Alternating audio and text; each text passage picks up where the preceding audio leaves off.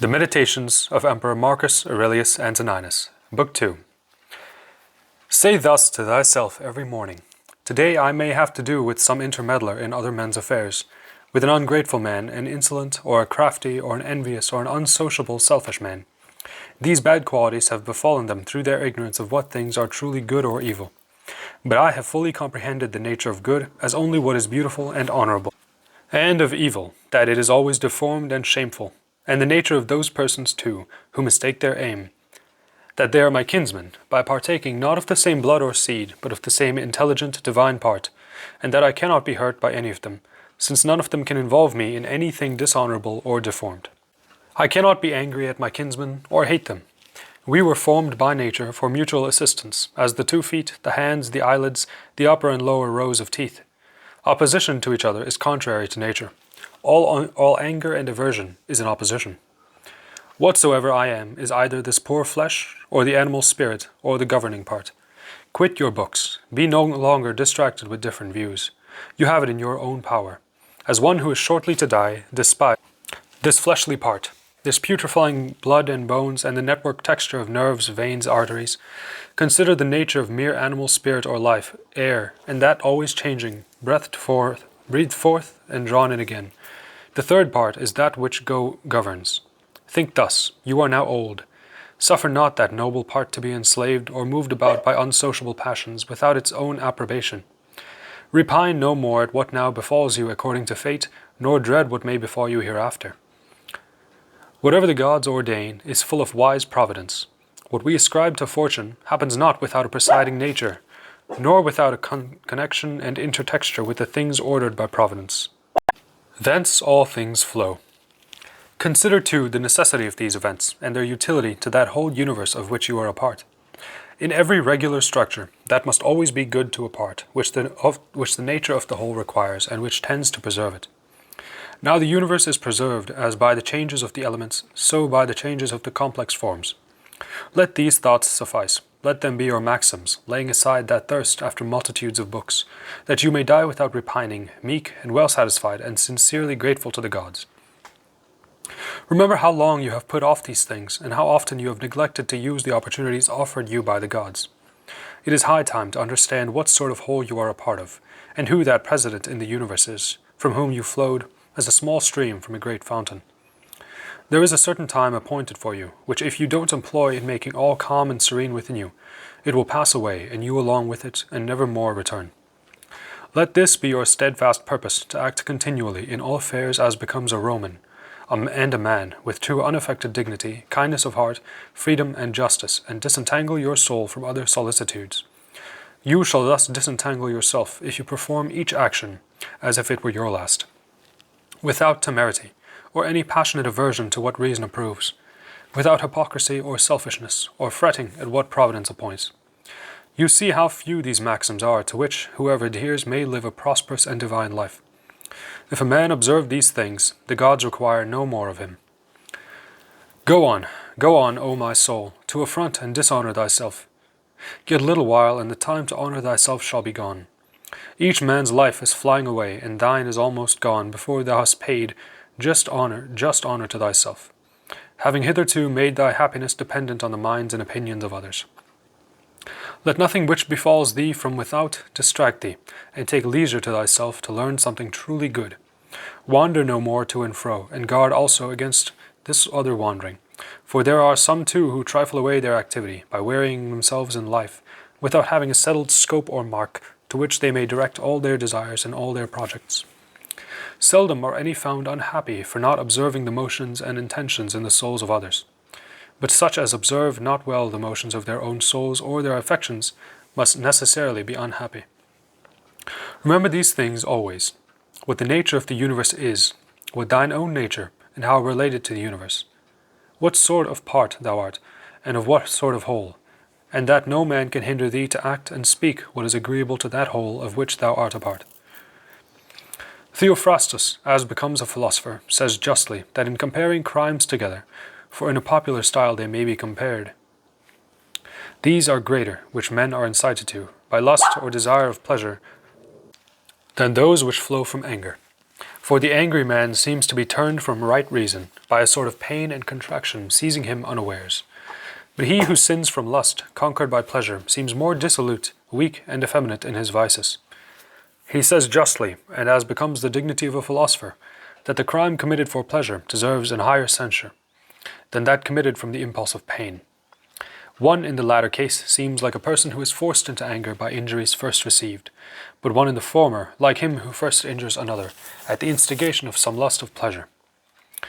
Undertake each action as one aware he may next moment depart out of life. To depart from men, if there be really gods, can have nothing terrible in it. The gods will involve you in no evil. If there are no gods, or if they have no regard to human affairs, why should I desire to live in a world without gods and without providence? But gods there are, undoubtedly, and they regard human affairs, and have put it wholly in our power, that we should not fall into what is truly evil. Were there any real evil in other things, they would have also put it in the power of man to have avoided them altogether. But how can that which makes not one a worse man be said to make a man's life worse? And it could neither be from any ignorance or want of power to prevent or rectify them, when it knew them, that the nature presiding in the whole has overlooked such things. We cannot ascribe such gross misconduct to it, either from want of power or want of skill, as that good and evil should happen confusedly and promiscuously both to good and bad men. Now death and life, glory and reproach, pain and pleasure, riches and poverty, all these happen promiscuously to the good and bad. But as they are neither honourable nor shameful, they are therefore neither good nor evil.